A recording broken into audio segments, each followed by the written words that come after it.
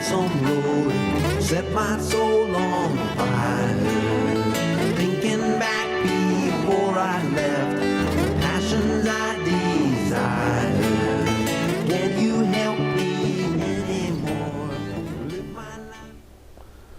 Hey, Jorma. Hey, John, what are we doing here? Look at this. This is our first podcast, and boy, I'm excited about this. Very excited. We get to pick your mind, go way back in time. Enjoy. See what you have to say. We'll see. Well, you know, we could talk about anything or everything or nothing, but that'd be a boring show. So yeah, we're going after that successful Seinfeld motto of programming. And just see what we come up with from time to time. But what you got in mind today? Well, you know what I was thinking of, Jorma, is because it had been on my mind. I had recently been listening to the Jefferson Airplane Bark record. Ooh. And I wanted to just play a little snippet of the song I just love, and then we could talk about that. Okay. Yeah, let's see what we got. Let her rip. All right.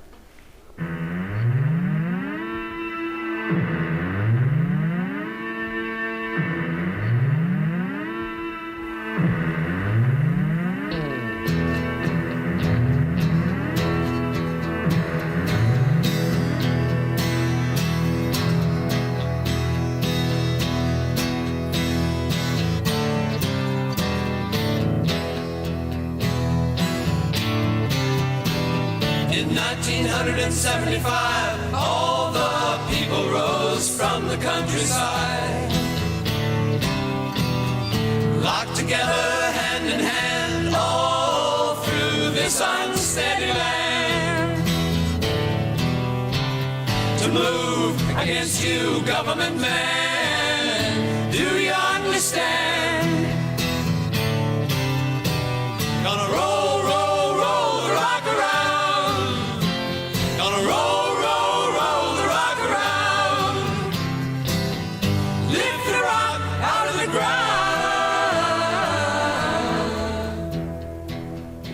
Boy, that's a trip down memory lane. Yeah, just play a little snippet for you to bring you back in the mood on that. And yeah, I thought today we just talk about that Bark record a little bit because it's really, really interesting. It is the sixth studio album, the sixth studio album. Yeah, seventh album, but the sixth studio album. Right. A lot of times they don't consider a live record, which is, we'll talk about that another time because I would take issue with that, but yes, another the Jefferson time. Airplane live record is one of the greatest live records ever recorded. Agreed. But the sixth studio album, we're talking about Jefferson Airplane Bark, released on September 1st, 1971. And it's interesting to hear Paul's vocals on that song, War Movie, which I just love, when he says, in 1975, all the people rose from the countryside. It's funny to think that was like looking ahead. That's And hilarious. Here we're ready for 2025. It's like 50 years later. And so it's good to talk about this record. And Jorma, there were some changes in the band at this point, and one of the big ones, I guess, is the personnel as far as you. Right. You have Marty leaving the group for this record, and you bring in Papa John Creach. Right. Who had a gigantic impact from that point going forward. Right. Of course, Marty had brought PJ in earlier, and I'm sure we'll get to this in some more detail, at a Winterland gig. And as I recall, we were playing Winterland. I know you have the date written down somewhere. We'll get to that. Because the first night was the night that Janis Joplin passed. October 4th. Actually. October 4th, yeah. And then the 5th was the second night. And so it's really funny looking back at this stuff because it's like a lifetime ago for me. And it's like, wow, did that happen then? Or what? So it's really interesting. Like, for example, I had forgotten that Marty didn't play the second night. Mm-hmm. Yeah. But you guys still did the gig. Hey, got to show up for the gig. You still have that. So, and thinking about that, Janis, may she rest in peace, it would have taken a cataclysmic, universal event, I'm sure, for her to miss a gig. Yeah. I don't know. Just saying. I mean, you had that responsibility even back then. So I remember I was at a Tech Award dinner years ago, and I was sitting at a table with Les Paul, and of course, got a chance to talk to Les, and I remember I asked him, because he was probably my age back then, I'm going, well, Mr. Paul, if you're, you got to do a gig, because he was still gigging out a lot back then. You got to do a gig, and you don't feel good. What do you do about that? And he went, Sonny, take a Percodan, go to the gig. Yeah. Yeah, thanks, Les. Yeah, he was playing there all the way to the end, definitely an admirable way to see a musician live his life and fill out his life, But anyhow, so, with Papa John being there, let's look at Marty being gone. Right. And from what I had understood about that record is you guys had actually started to record the record with Marty. Right. And he had written some songs and stuff. And then when it became that he was going to depart from the band, it felt better to go back in and rewrite and have new material, so you weren't putting Marty stuff on there and he wasn't going to be, able to tour behind it, yeah, of course. And I want to ask you, because looking over and thinking about this thing, I'd seen a Paul Kantner comment, and he was talking about the Bark record, and his comment was, without Marty there was no centrifuge force pulling all the parts together. And so I guess what I would think is, was Marty like the band leader that was doing that kind of stuff, or how'd that all work out as far as?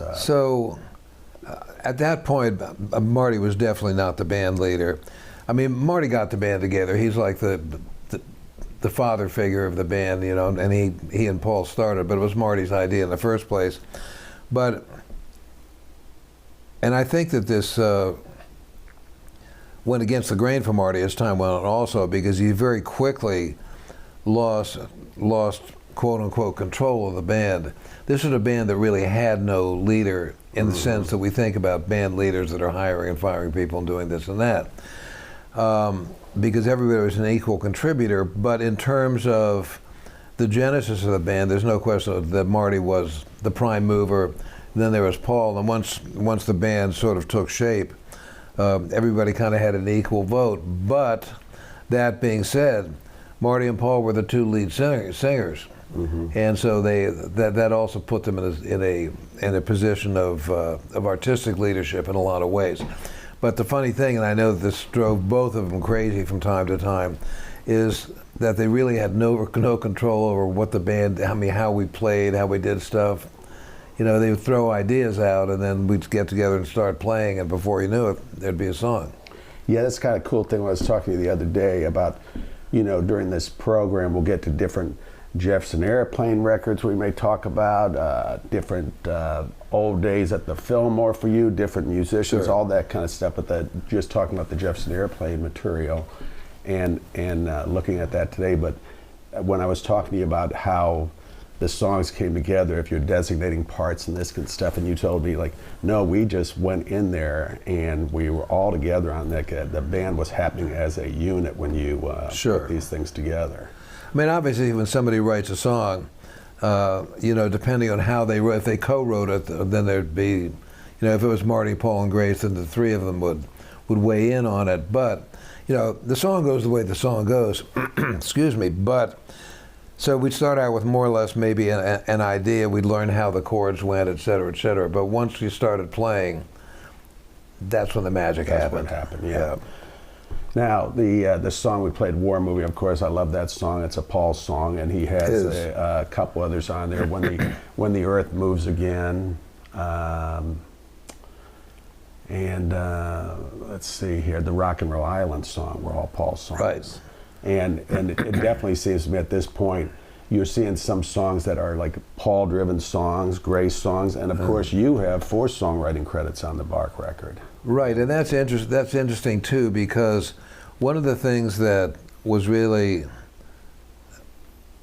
I think profoundly interesting in terms of the way most bands work at that time, was that the Airplane always made it possible for any of its participants at any given moment to get a song on the record. So, on Surrealistic Pillow, I got Embryonic Journey on, which was not my idea. I was against it, but thanks to Rick. Thanks, Rick. Appreciate it. Yeah, we're going to talk about that in a future We episode. are. I know we are. But yeah. Anyway, so So I'm presuming, we're going back a lifetime, so it's really hard to pin down things exactly, but this record was sort of towards the end of the Airplane's time on Earth, and there was a lot of vacuums there, especially with Marty not being a part of this record. And so they gave me 4 songs, which was cool. Worked out great. Thanks, Marty. Appreciate it, buddy. Yeah. And 4 great songs they are on the record. Paul's delving into like a sci-fi psychedelic thing. Sure. Can you talk about that a little Sure. bit, his writing and stuff? Yeah. So Paul was always that guy. I think you and I have talked about this before. Like, I can't believe that you haven't read Henlein's Stranger in a Strange Land. I'm saving it. Well, don't save it too long. Yeah. No, Crosby, Kantner, that whole little circle of friends from LA and stuff like that, everybody was all over that stuff for a lot of reasons. The free love thing, of course, obviously, it was the 60s. I mean, it was like, in a way, that book was a harbinger of things that came and went kind of quickly, but of the 60s. So anyway, yeah, Paul was all over that stuff. And Henlein was one of his favorites. Philip K. Dick was another one.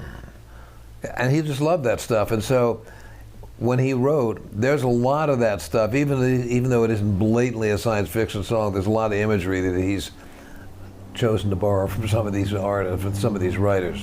That's very cool. Yeah, a lot of the lines in War Movie, when you think about it, 13 battalions of mind raiders, 300 master computer killers.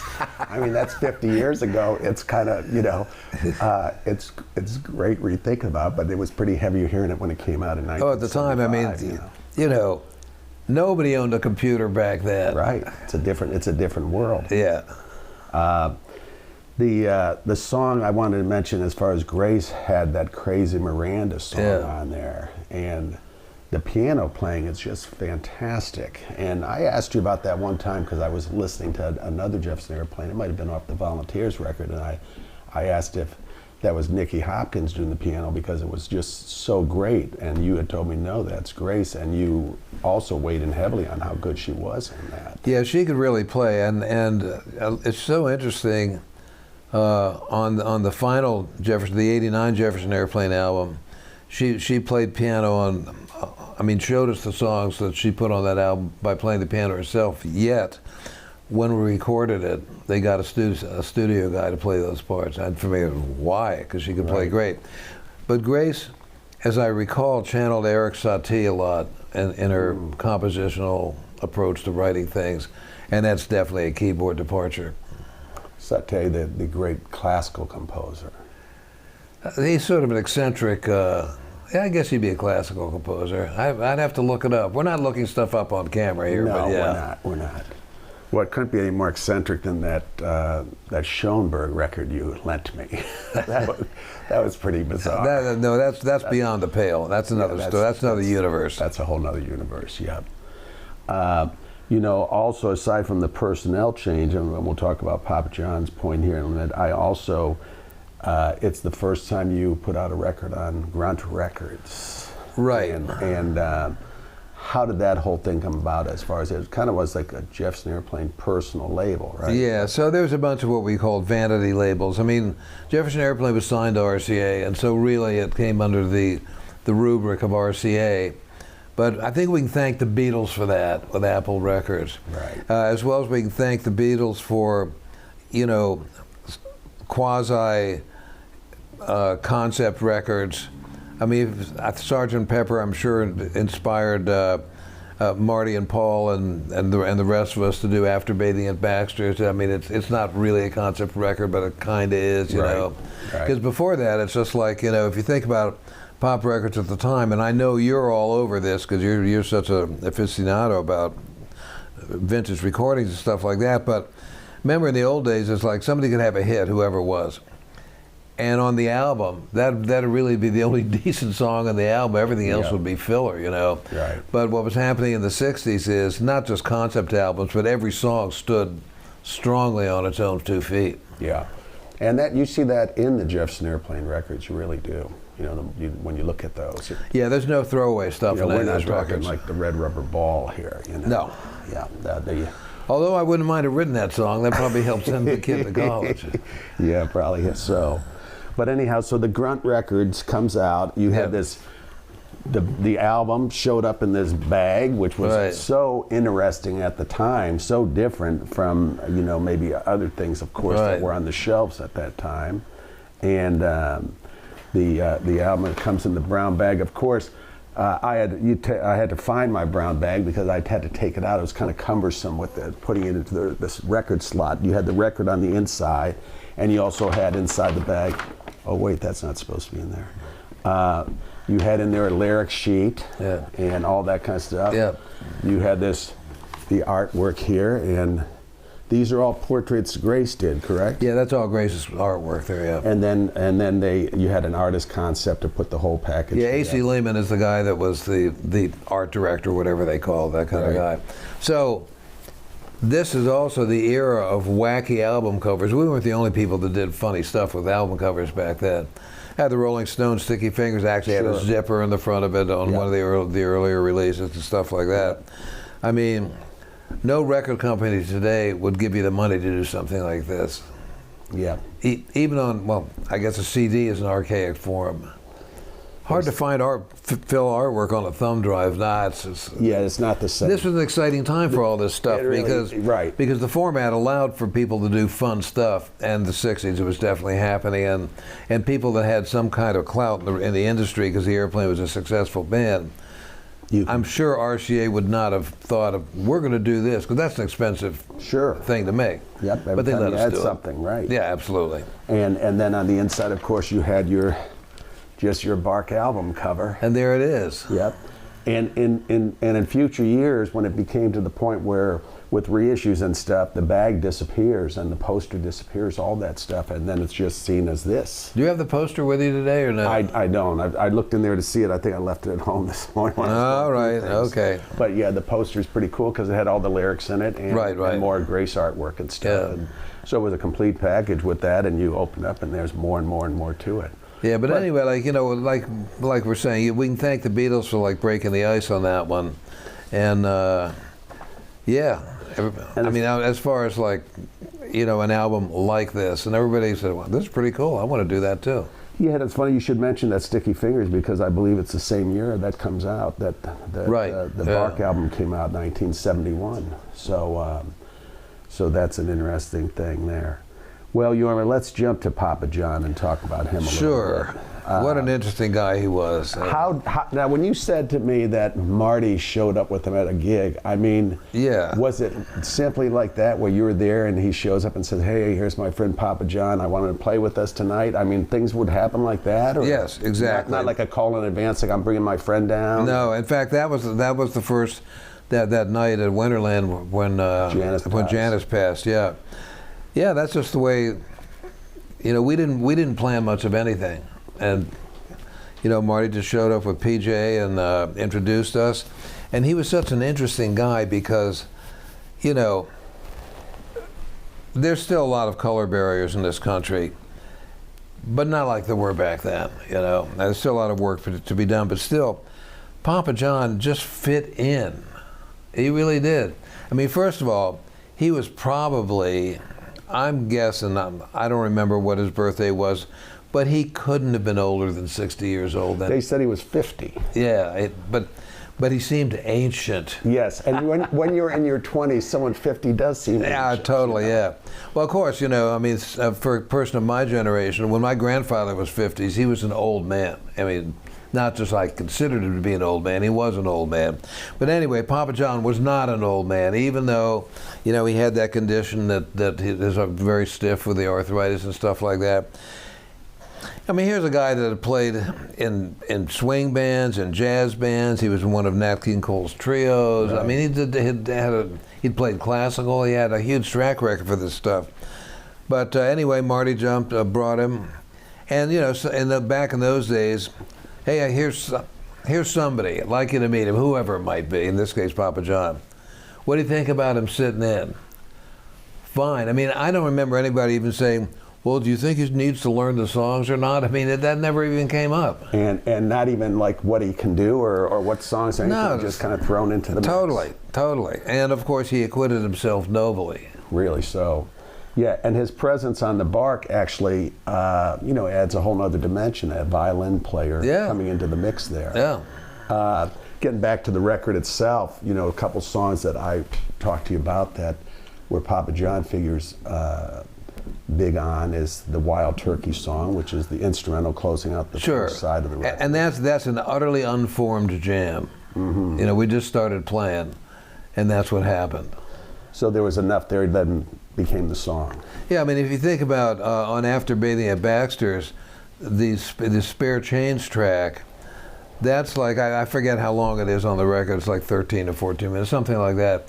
That was like a snippet, an unedited snippet cut out of a 40-minute jam. Wow. On that song in particular, you guys do a lot of like this weaving lead patterns back and forth. Sure. This stuff just all kind of happens organically. It isn't like any kind of like, well, we want you to come in here, do this here, or anything like that. Yeah, so one of the things that we did very well back then was to listen to each other playing and to improvise stuff. Whether it was a one-chord jam or, the great film critic Gleason talked about in one of his articles for the back in the day about how well Jack and I in those early Airplane things would just play together. Mm-hmm. You can't script stuff like that, and in my opinion, it's next to impossible for a guy like me to recreate something on that level today because I know too much today. Everything was like new back then, Yeah. And now you start to think about a lot of stuff, So that's it, in my opinion. That's a young musician kind of thing. Mm-hmm. Although I believe it was Sonny Rollins we were talking about. He said he didn't like to rehearse too much because his thing was being able to blow. Right. So for a guy at his age to be able to blow like that, that's really awesome. Yeah. Yeah. Yeah, and the Jorma and Jack thing still on this record is very, very strong. Right. That you guys are got that tight part in there. Right. Now Jack and I, we've been playing together since before Rocks and Water, and we still do that to some level, but again, this is not our first rodeo either. So, but it is back in those days. Right. We were just really plumbing the depths, as you might say. Well, even with it being like you had mentioned, it's getting toward the end here with this studio album here. You'd be putting up one more studio album after this, the final year before the Airplane kind of drifts off. Right. But the Jorma and Jack part is, when I listen to the Bark, you guys are tight as ever right in there. Right. And that seems like a constant throughout the band's time, yes. only getting stronger and stronger. Correct, yeah. I'd have to agree with that. Even as things changing. Another track that the Papa John and Jorma lead work weaving together sounds so magical to me is that Pretty As You Feel song. And because it's a lot of extended and so right. So that's a studio cut also, and I'd be hard pressed. That was not cut live, and there's a lot that you have a lot of facts about this too. That was recorded in Wally Hyder's, and everybody was recording in Wally Hyder's. Santana was there, the Dead Guys were there, Crosby, Stills and Nash were there. Was that like the only San Francisco studio? Well, that was the first one. Yeah. I mean, I think they had. I think they might have had. I don't think the record plant was open yet. Yeah. And the record plant was Sausalito, is that right? Or? No, I think the record. You know something, John? I would have to look this up. No. But in any case, yeah. So I mean, everybody was just there, and everybody started to record at night back in those days, and everybody had lockouts, and you'd stay there until you had to go home and go to sleep. As long as you wanted to. Pretty much, yeah. And so, like with David Crosby's If Only I Could Remember My Name, there's a lot of guests on that. Why? Because we were all in the building at the time. That made it nice and easy. Totally. Yeah, because that's a great record itself, but he does have everybody in the Everybody's world. on it, and that's because they were all there at that time. Mm-hmm. So with the Pretty As You Feel, there is people there's talk that Carlos and Michael Shreve had something to do with that record. Right. Like that either jamming on the melody before it came in there. Are they on the record? Is that they're not credited? I would be hard pressed to bet the farm on that. It is not beyond the realm of possibilities. But, I mean, it's a pretty tune. It invites playing pretty things, so. And it's nice because it does give you some extensive lead time. Yeah. And it's not the short songs like, say, from the earlier studio albums. Right. It's allowing a jam session to take place. Correct. With you and Papa John just working this stuff out. Right. It's so great. It's hard to believe that you didn't rehearse it over and over to make it sound so good. Yeah. No, that's all. I think the reason it sounds so good is because it is new to everybody. The excitement of the happening on the moment. You know, it's like it's there's so many different ways to approach, creating musical art in the studio. But one of the things I like best is when the magic happens, and that's when it's unrehearsed. And if you don't get me wrong, it helps to know the song. Right. But you know what I mean. Yeah, if the magic's happening and you happen to have the recorder there to catch it all. Right, and then the recording is on. It's a real special thing. And as a result of all these artists that we were just mentioning, that were the president of the studio, we were all pretty successful back in those days, which means that the record company would let us do a lot of stuff that a couple years earlier they wouldn't have encouraged at all because they consider it wasting money. Yes. But as a result, there's a lot of great music from that era that's recorded. Why? Because we could. Right. And by this point also, Jefferson Airplane, God, you guys were a gigantic American band. Yeah, I mean, we in 1969 we were arguably one of the greatest touring bands in the United States at that time. Right. Going to Wally Hyder's, was he like the guy that owned it, or was he an engineer himself? No, he owned the place. Okay. I mean, he was an engineer, but I remember when I think usually it says, if you look up Wally Hyder's, it's Wally Hyder's, a Filmways Corporation. But he was the brains behind all that stuff, and he realized that there were so many bands in San Francisco that would come to LA to record, that if he had a world-class recording studio in San Francisco, all we'd have to do is have it be there. It's like Field of Dreams. If you build it, they will come. He built it, and everybody came. He was a smart guy. He was a smart guy. It's kind of hard to believe when you were telling me that at that point you would go down to LA to record, because that's just where everything was. Right, yeah. And I mean, my daughter could record an album on her iPhone today. But in those days, if you wanted to do a recording of the quality necessary to make it a commercial something or other, you had to go to a studio. And in those days, the studios were in Chicago, New York, LA, other places too, Memphis, I'm sure, Nashville. But in California, there's nothing to San Francisco. Yeah, that's kind of hard to believe even at that point in the 1970 era, but as I've heard you say before, San Francisco really did grow from that bohemian town to the big metropolis that it did become. To the unaffordable metropolis that it is that today. Has become, yes. I hear the prices are going back down, so you may want to rethink about that. Time to reinvest, okay, so anyhow, Volunteers, the Bark record comes out 2 years after Volunteers, and so there had been a little bit of a break time in between there. Was there like a schedule for recording, like at certain times where you felt like a record would come out? Did you tour with these songs before recording them, or was there like a method for that? Yeah, well, again, we're talking about a lifetime ago, so I can't really be that precise. And at some point, we may be able to have some of the remaining Airplane members. We can cut them in on the steel. I know we talked to Jack a little bit yesterday, and he's great with details. But anyway, so yeah, in a perfect world, we get a chance to play things live for a while. But the Airplane wasn't really touring that much at that point either. No, at that time they were not. And so I'm surmising that we probably, we might have gotten together in somebody's house or something like that and just gone over stuff to rough things out. So we weren't completely ignorant when he got into the studio, but I'm sure that these were all developed in the studio. And we had the time to do that. I mean, we were talking to Jack the other day, and he pointed out that the first Airplane album, Takes Off, was recorded in 3, maybe 4 days, and and Surrealistic Pillow was less than 2 weeks. Right. And then everybody started making some money. We started, like I think that the beginning of the House of Punio Corners, the feedback thing, I'm just going to guess here, but I think we spent a lot of money. I mean, how hard is it to make feedback, you know? You got to have just the right feedback. Right, and you have to say, well, I like this feedback, but anyhow. Yeah, so we probably would work things out in the studio, and then start building, recording and building the parts.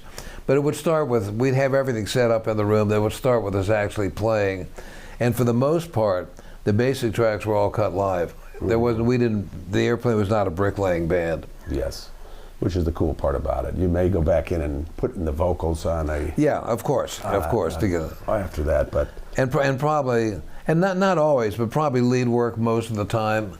But bass drums and Paul, or Grace playing keyboard, or whatever, that would probably be done first.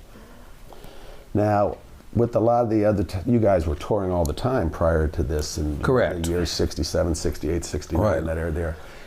On this record here, when it came out, there wasn't much touring that came. In fact, from what I could see, it looked like a couple Right. shows in the New York City area, Detroit, and Philadelphia. So it Yeah. wasn't like the record comes out and then you put a tour out on the road to support the record. What was there just so much going on at that time that it wasn't possible, or? No, I think the band was starting to age out of that. I think in a way that was the beginning of the end of the band. I mean, I loved all that touring in the beginning, but people try to grow up. They have kids, other responsibilities, or it's just not that much fun anymore. Well, I know you still love to tour like crazy. It's hard to believe it wasn't fun anymore. Well, I think one of the strengths of the Airplane was the disparate group of characters. I mean, Jack and I have been playing together for a really long time, and we will continue to do so, because that's one of the things that's fun for us. But I don't think a band with 6 or however many people were playing together at that time have that same kind of like internalized drive to be together. Mm-hmm. Had touring also become like a real big thing where it was, tour buses and meeting? Oh, I never rode in a tour bus until 1989. And we didn't use that. We usually rented station wagons or cars and stuff like that. The Jefferson Airplane equipment truck was a Metro. You know what a UPS truck looks like? Right. It was a truck like that with the sliding doors. It was a bread delivery truck. It was that kind of truck. Okay.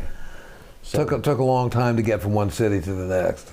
So when you're saying like going from New York City or Philadelphia, Detroit, you would drive that? You wouldn't fly the numbers or something? We do both, depending. Okay. I think the band usually liked to fly. Paul was big on first class. Translove Airways. Hey, you could smoke cigarettes in the plane back then. Yeah, you could do all that stuff, couldn't you? Okay, let's go back to the album, the songs, and the fact that you have 4 songwriting credits on this record here. Right. And we were talking off camera, and I'm just guessing here. I got 4 songs on that album. Probably because there weren't enough songs otherwise. I mean, one of the great things about the Airplane, and I think I mentioned this before, is if you wrote a song, you got a song on the album. That was the deal. But 4 songs is a lot of songs. Yeah. I mean, it's not a double album, right? No, it's 11. Okay. It's a 9-song record. So that's almost half the album. Sorry, Jorma, it's an 11-song record. So yeah, still, you got more than a third of it. I did. Yeah. So that's a lot, and just guessing. I wish we had the surviving members here. We could hash this out, but I'm guessing that there just weren't enough songs otherwise. Mm-hmm. Well, they're all great songs, Yeah. especially your material there. And let's talk about a song. I'd like to play just a little bit of it to put me in the mood Fire it for up. it. And Fire it up. To put on the radio, Dreamland. See what we can put in.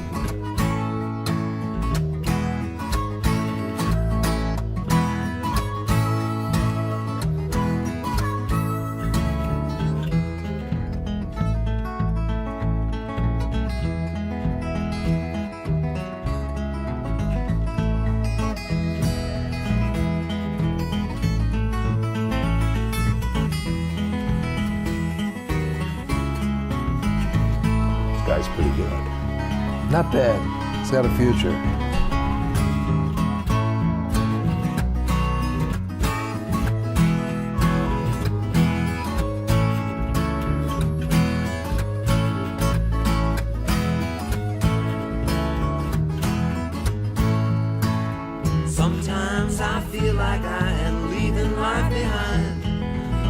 are moving faster, moving of my mind. Thoughts and generations of my dreams are yet unborn. I hope that I will find them before my moving gets too warm.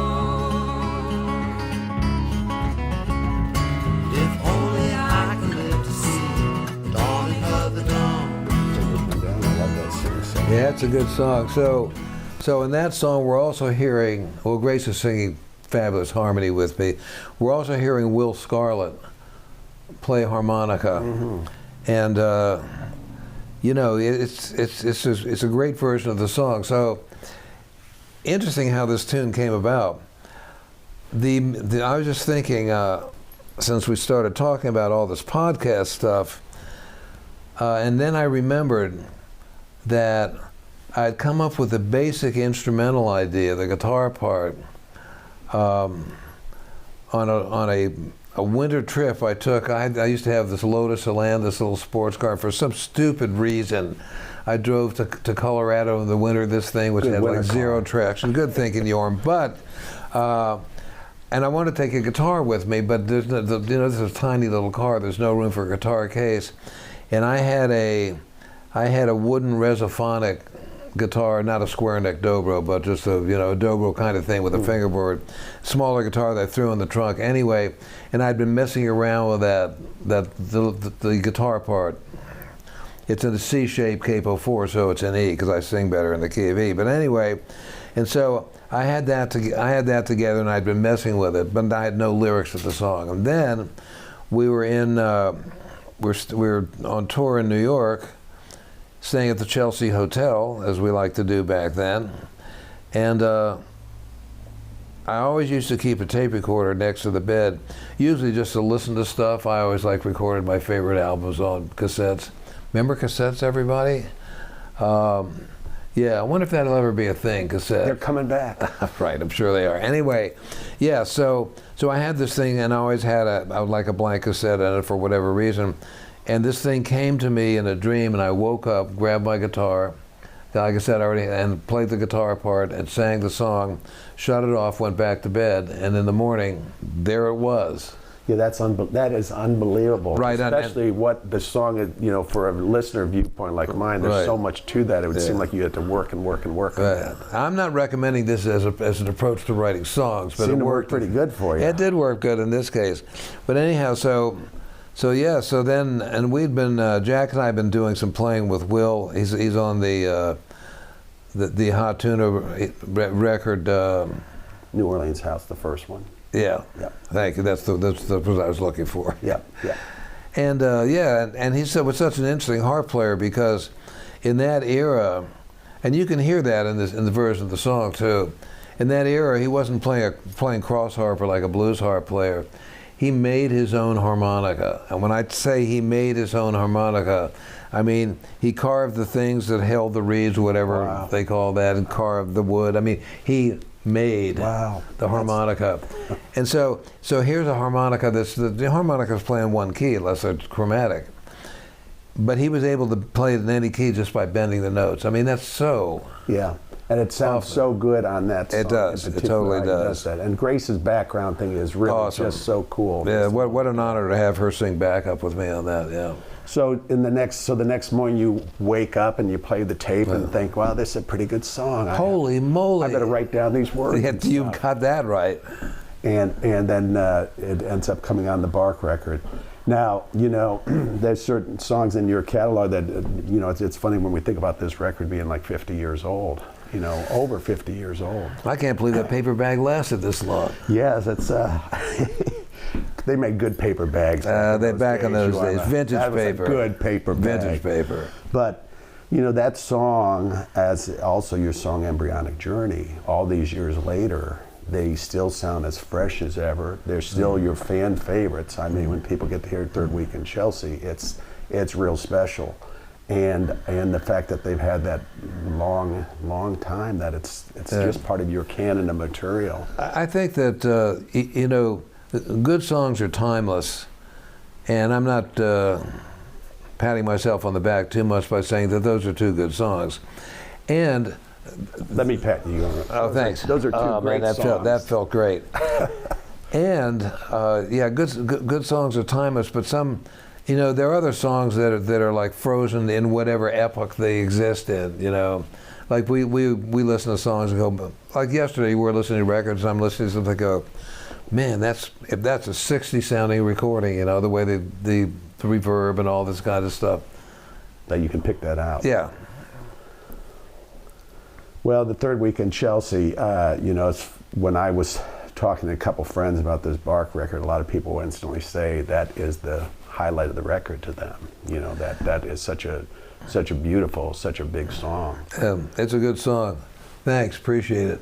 Yeah. So it came to you, and it came to you in a dream, and it went a lot further than that. It certainly did. And how was it when you played it for the band and they heard it? Again, the band was very inviting when somebody brought a tune. And, I'd be hard pressed to say, well, I remember Grace said, good job, Jorma. Right. I don't think Grace said that, but it's a good song and everybody really liked it. And not only that, when the time came to record it, the only two members of the airplane are there. Did you hear Jack in the background there? On that song? Yeah. It's a good question. I'm not sure. I hear the vocal part and mostly the guitar and the harmonica. Yeah. I mean, we'll have to look this up. This is a discussion for another time. Yeah. But basically, it's a stripped down song. It's not. It's not the full cast of characters. Right. Well, it seems like that was kind of the cool thing about the record, that different kind of sounds from an electric song. Right. And then that kind of drops in with an acoustic ballad type sound to it. Right. When you record that, did you have a feeling that this was a great song you'd be playing the rest of your life? That's a good question. And the simple answer is probably no. But the way things have evolved, it's a song that I don't do often these days, for whatever reason. Although as we record this podcast, I've got a bunch of touring coming up, and thanks for reminding me. I'm going to remind Jack that it's time for us to start playing this song again. There you go. Yeah. I bet there'd be some people out there would love to hear that. And we would love to play it. Okay, Jorma, the record when it came out, Lester Bangs, the great reviewer for Rolling Stone, he loved it and he compared it to Bathing at Baxter's, which would say a lot. That does say a lot, yeah. Other reviews at the time, they were a little dismissive of the record. I personally, myself, at the time, I think I appreciate the greatness of it more and now listening to it again, and when I told you about Let's Talk About This, it's because I'd pulled it out recently from the stack I've been listening to and going, wow, this is really a great record, I know you're saying it's getting toward the end of maybe the glory days or the band going full tilt as it was, right. But it's still a real strong record. Well, still, I mean, there's a bunch of professional, accomplished musical artists that are not fooling around, It's just reflects another time. I mean, in the beginning, the airplane recordings and touring was about Jefferson Airplane, and this is an airplane record. But like I said, I think that people's interest. Paul was doing. I'd have to check on the dates of this. Had he already done Blows Against the Empire? Yeah. It's coming out then. Yeah. So, and Jack and I were starting to hot tune and stuff like that. So things were beginning to dissipate, and. I don't think they had. When we got together, we didn't. We never phoned it in. There's no phoning in of this stuff. Everybody still plays with the same passion that we always did. But I think energy was beginning to be dissipated in terms of what people spent their time doing, thinking about the next move in their career. Now you talk about the earlier records when it was like under a week for the first record, and I think Jack was saying about 10 days for the Surrealistic Pillow record. Was this something that you recorded going back in the studio in and out over a period of time? Well, Baxter took a long time to make. There's a lot of production on that, just because there is, and again we can credit Sgt. Pepper's with some of these indulgences, and when we recorded after Bathing at Baxter's, we rented the same house that the Beatles had rented in the Hollywood Hills. Using the Just magic. channeling, Yes. channeling the vibe. Yeah. With the Bark record, after recording it, as I mentioned, you didn't tour very much. Was there a reason that any particular reason you didn't support the record with like a touring, which would seem to be the formula? No, you know something. That's something I don't remember because I was not. I really didn't involve myself with a lot of the business decisions because with me the music was less emotional. It was less an emotional task. I suspect, and you know, if we ever get to PS this, postscript this with Jack, we'll get his opinion on this too. But I think that the band had passed their love of that kind of stuff. Touring takes a lot of work. You know, you and I have toured together. And I don't know how you do it. Well, it's still fun, but also, you know, with a band of that size, the things are different now. You were talking about, was there a bus? Were there semi-trucks? I mean, it was so rudimentary back then, you know. It was so much less top-heavy. Anyway, but yeah, I think that Paul, I forget when China was born, but Grace was either pregnant. I think it was all happening right before that time. Yeah, all that stuff was going on, and that kind of stuff doesn't invite touring.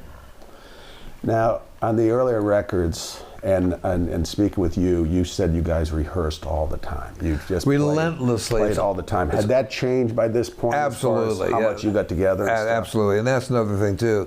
I mean, in the early days, you know, before we owned our own homes in different parts of the area, you know, we're all renting like little apartments in San Francisco. You know, you can almost walk to some of these places, and that's all we did is play. I'm not even sure. I mean, I wouldn't have really considered it rehearsing. Of course, it was rehearsing, but we just like, what are you doing today? I'm going over to Marty's place, and when the band's getting together, we're going to play. Or I'm going to Paul's place. I was on a third floor walk-up. We didn't go to my place. So at that point, you got the Hot Tuna thing is happening. And I believe you already got the first record and maybe first Pull Up, Pull Down coming out around the same time as this, maybe the year after. Correct. In 72. The other thing, too, and you and I have talked about this before also, the Airplane just didn't want to tour as much then, and I think there's a lot of reasons. I think families and stuff like that had a lot to do with it. But Jack and I did. So we started doing a bunch of touring, probably just because it was fun to do. We liked to do it. And out of that, because of the people we're playing with, an identity for Hot Tuna began to grow too. And, you know, a lifetime later, there we are. So the Airplane kind of coming off the road, you and Jack really firing up the Hot Tuna thing and playing a lot and doing all that stuff together. So, you know, the question I'd also have, you talked about transferring into the 70s, you know, so, you know, while some people would say the Jefferson Airplane is a 60s band, because of course you guys were. I mean, you're like ground zero for a lot of the counterculture and things that would happen in that time. Volunteers kind of had a aggressive revolution feel to it, you know. It's a good record. Up against the wall. and is it, you know, at this point, I mean, I don't want to philosophize to say, go ahead. Is the idea of the revolution over or something like that going on? But politically, things are changing. You guys were always kind of in the forefront, though you might not want to have been a political band, that is kind of leading the way in a lot of the counterculture stuff. Is that something that maybe is changing with the difference between Volunteers as a record, say, to coming to Bark? Is there's a lot of difference there? Well, you know, everybody's getting older. The political landscape is starting to change. I mean, the changes, as Paul would say, life has changed, how it differs from the rocks. Yes, I always love that. Yeah. So it's a lot of changes going on. Everybody's getting older, and you just can't keep that kind of stuff going, you know. And why would you want to, really? You know, I think I mentioned to you at one point Led Zeppelin was starting to be Led Zeppelin. Right. And we're talking about it, you know. I think we're in L.A. at a party or something like that, and Spencer went, Led Zeppelin, it's their time now. Yeah. And that's really true. I mean, even had the Airplane stayed together, or me and Jack, we've still stayed together. You know, the kind of energy that surrounds us is a more, and I use the term extremely loosely, adult kind of energy than that which we had in the 70s, you know. Right. And there's a big difference when, you know, when you're younger and you're playing, you got that angst and all that other stuff, and Absolutely. how you mellow with age. I mean, you're very fortunate as far as able to do all those kind of So things far, still, and keep it fresh as ever. Working on it. Which is a blessing for you, for sure. Yes. Anything else you can think about from that that record that you would like to interject here? Not really. I guess in a ways, you know, looking back at it from this side of the mountain, in a way, given the time and I think what was going on in everybody's lives and stuff like that, it's amazing that the record got made, and it's a testimonial to the bonds that the band members still had, even if they weren't manifested in the same way. That in the playing is still passionate. I mean, you know, the harmonies are still incredibly powerful. Yeah, all the signature Jefferson Airplane sound is there. Yeah. And you know, another thing I wanted to ask you about, because it had really changed as far as your recording studio stuff. Are you how many tracks is that record on? Do you have any idea how much it is? So that's a good question. We should call Jack up and find out. So I'm guessing it was 16 track. And is Surrealistic Pillow 4 track? No, yeah, Surrealistic Pillow was 4 track. Which was like cutting edge at the time. At the time. Takes Off was 3 track. And I think right around that time, I think Dolby Dolby began to be invented and used, et cetera, et cetera. Yeah, I mean, it's like, you know, by today's standards, that's Flintstone stuff. Having the 16 tracks, did you try to fill them all up? And Oh, of course. So, Nature, absolutely. So you know, had which is a blessing and a curse. Yeah. You know, as the great Larry Campbell says, you can't take it out if you don't put it in. But sometimes it's hard to listen to all that stuff. And, yeah, mix it together. Yeah. All right, Jorma. Well, I'm enjoying this podcast. As am I. And I think we're going to have a lot of fun with it as we go forward. And you know, going into this record, I thought was kind of an interesting one to grab first, because, like I say, I'd kind of, you know, my record collection comes in and out of what you end up playing. I'm sure you're the same way with something. But I got to it and I listened to it, and I was just thinking how much I really loved that record, even though at the time, like I say, it may not have been appreciated as much as, though I bet when it first came out, of course, it was appreciated. But when I look back at it, it's a pretty strong Jefferson Airplane record. And the Jack and Jorma, you know, driving the music is as strong as ever there. That Rock and Roll Island, another great Paul song. Another great Paul song. There are just so many great songs on there. Yeah, I mean, he always had that sort of utopian thing going on for him. Mm-hmm. And you can kind of see in those songs out of his that he's heading in a direction that Starship thing would happen with. Come back. Well, I think it's maybe we should think about wrapping up this episode of our first podcast. Right, wow. And you know, Jorma, I picked a song from the later part of your Jefferson Airplane career, so it would be easier for you to recollect instead of going way, way back. Right, thanks, appreciate it. For the first song, we touched on the 70s material, which is only 50 years or so ago. That's a drop in the bucket. But I always love when I talk to you and I could see those eyes light up and you remember your recall on this stuff is so cool. And as we go on with this podcast and pull all that brain tissue and all that good stuff to come out. I'm getting a headache. Yes. Here, lean over here. But anyhow, it's sure been a fun thing to do. Yep. And we'll talk about Jefferson Airplane records in the future. I really think one of the episodes we're going to have to talk about is your new record, Reno Road. Oh, absolutely. And what a great record that is. And then talk about Time Machine going way back. We'll get to that. Yes, something else we could talk about then. Well, and I guess we're. And I love the theme music for this program. Roads and Roads. Another brilliant song by that guy. Yes. Song after song flowed from my pen. Keep them coming, Jorma. Yeah, Keep 'em man. coming. Well, Let's hear it. no theme music on the way out.